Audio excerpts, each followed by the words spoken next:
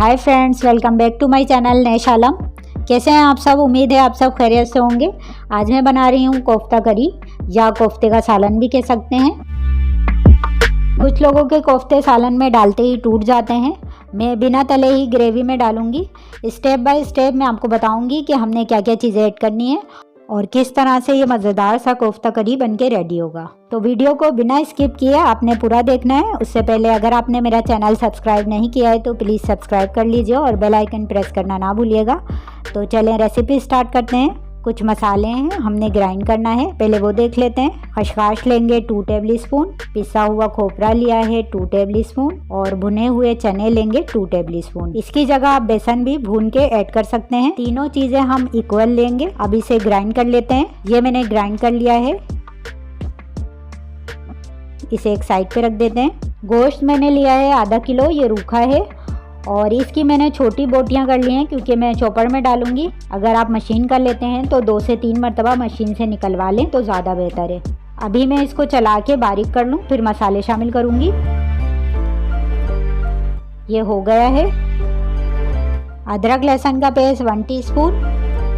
ये एक प्याज है जिसको मैंने ब्राउन करके रखा था, ये शामिल कर दीजिए। अच्छा, यहाँ आपने अगर प्याज ब्राउन नहीं करनी है तो एक प्याज को आप ग्रेट करके इसका पानी निचोड़ लें, फिर शामिल कर सकते हैं। अब जो हमने खसखस खोपरा और चने को ग्राइंड किया था ये शामिल कर देते हैं। ये हरी मिर्चों को मैंने कूट लिया था, 1 टीस्पून है। नमक जाएगा 1/2 टीस्पून, ज़ीरा पाउडर 1/2 टीस्पून, धनिया पाउडर 1 टीस्पून, कुटी हुई मिर्च 1/2 टीस्पून, गरम मसाला 1/2 टीस्पून। अच्छा, सभी मसाले हमने कम मिकदार में डालने हैं। कोफ्ते में भी टेस्ट आना चाहिए क्योंकि इसकी ग्रेवी में भी मसाले अभी शामिल करने हैं तो खाने में एक बराबर हो जाएगा। आधा किलो कीमे में ये मार्नट से मसाले काफ़ी होंगे। बाकी आप लोग जितना तीखा खाना पसंद करते हैं कम या ज़्यादा कर सकते हैं। ये एक डबल रोटी का स्लाइस है, इसे भी शामिल कर दीजिए। इससे कोफ्ते टूटेंगे नहीं। अब इसे चलाते हैं ताकि सभी चीज़ें अच्छे से मिक्स हो जाएँ और यकजा हो जाए। कोफ्ते का मसाला बनके रेडी है, आप देख सकते हैं। अब इसे एक बाउल में निकाल लेते हैं। हाथों को ऑयल से ग्रीस कर लेते हैं। थोड़ा सा मसाला लेंगे, अच्छे से हाथों की मदद से दबाएंगे ताकि एयर वगैरह जो भी निकल जाए। दरमियाने साइज़ की बॉल्स बना लें और ट्रे में रखते जाएं। तमाम कोफ्ते बन गए हैं। अब ये ग्रेवी में जाने के लिए रेडी हैं। इसकी ग्रेवी तैयार कर लेते हैं। मैंने ये 2 मीडियम साइज़ की प्याज और 2 मीडियम साइज़ के टमाटर रफली काट लिए हैं। इसे हम ग्राइंड करेंगे। तो ये ग्राइंड हो गया है। अब कढ़ाई में आधा कप कुकिंग ऑयल डाल दीजिए। अब इसमें जो प्याज और टमाटर का पेस्ट बनाया है वो शामिल कर दीजिए। इसको 3 से 4 मिनट तक भून लेना है ताकि इसका कच्चापन दूर हो जाए। ये तकरीबन हो गया है। अब अदरक लहसुन का पेस्ट जाएगा 1 टेबल स्पून, हल्दी 1/2 टीस्पून, लाल मिर्च 1/2 टेबल स्पून, धनिया पाउडर 1/2 टेबल स्पून, ज़ीरा पाउडर 1/2 टीस्पून, नमक शामिल कर दें 1 टीस्पून। मसालों को 2 से 3 मिनट फ्राई करेंगे मीडियम फ्लेम पे। अगर पानी की ज़रूरत हो तो थोड़ा सा शामिल करें, फिर भूनें, बस जले नहीं।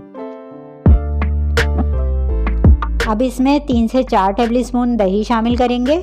दही और मसालों को भी थोड़ा सा फ्राई कर लेते हैं। मसाला अच्छा सा भुन गया है। मसालों को कभी भी बहुत तेज़ आंच पर ना पकाएं वरना ये जल जाएंगे और इससे सालन का टेस्ट भी ख़राब हो जाएगा। छोटी छोटी बातों का ध्यान रखा करें। मसाला अच्छा सा भुन गया है। 2 कप पानी शामिल करें।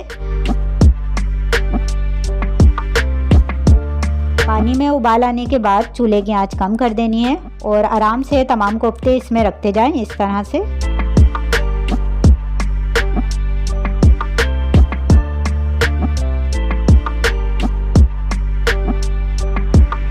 अभी इसको बिल्कुल भी हिलाना नहीं है, कवर कर दें। 5 से 7 मिनट बाद इसका ढक्कन हटाएं और इस तरह से कढ़ाई को हिलाएं ताकि तमाम कोफ्ते पलट जाएं और फिर कवर कर दें।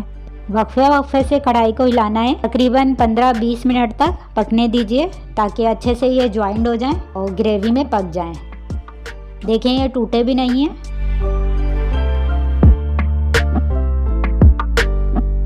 सालन बनके रेडी है। इसमें 1/2 टीस्पून गरम मसाला शामिल कर दीजिए, 4 से 5 हरी मिर्चें और थोड़ा सा हरा धनिया गार्निश कर देते हैं। और ये यमी यमी से कोफ्ते का सालन बन के रेडी है। अब मैं आपको निकाल के दिखाती हूँ। बहुत ही शानदार इसकी लुक, मज़ेदार इसका जायका है, ज़रूर ट्राई कीजिएगा। ये एक परफेक्ट रेसिपी है। इजाज़त दें, मिलते हैं नेक्स्ट वीडियो में एक नई रेसिपी के साथ। अपना और अपने घर वालों का ख्याल रखिएगा। अल्लाह हाफिज़।